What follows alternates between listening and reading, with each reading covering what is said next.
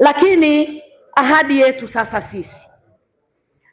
yetu sisi ni kweli Singida ni tulivu, madiwani wetu kama ulivyosema mwenyewe ni wachapakazi na ni wavumilivu. Sisi tutaendelea kuwa waadilifu kwa chama chetu cha Mapinduzi. Tutaendelea kuenzi yale mazuri ambayo yaliletwa na serikali ya Chama cha Mapinduzi kwa maana ya maendeleo. Lakini tutaendelea kupokea miradi yote kwa uadilifu mkubwa, maana madiwani hawa ndio ambao wanapokea fedha zinazoletwa na Mheshimiwa Rais na ndio wasimamizi wakuu wa hiyo miradi kwenye maeneo yao.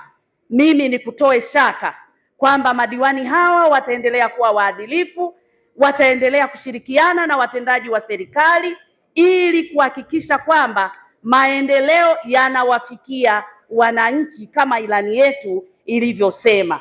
Kwa hiyo tupelekee salamu kwa Mheshimiwa Rais, mwambie tunamshukuru sana na tunampongeza sana kwa ilani jinsi ilivyo. Sisi Singida hatuna mashaka na utekelezaji wake, kwa sababu tumeuona awamu ile ya aliyoichukua ya kwanza ya miaka minne.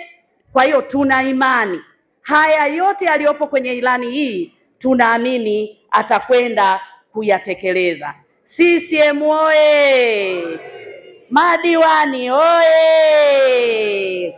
Lakini tunaomba utupelekee salamu kwa Mheshimiwa Dr. Hussein Mwinyi, mwambie tunampenda sana na tunamshukuru na kumpongeza, kwa sababu kwa jirani yako kukiwa na neema hata wewe utalala usingizi.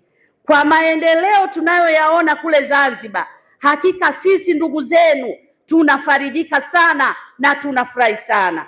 Kwa hiyo mpelekee salamu, tunampongeza sana, tunamuunga mkono na Mungu aendelee kumbariki. CCM oye! Wewe mwenyewe tunaomba uwasalimie nyumbani, familia yako wamekuruhusu kutoka kule mpaka umekuja kwetu Singida.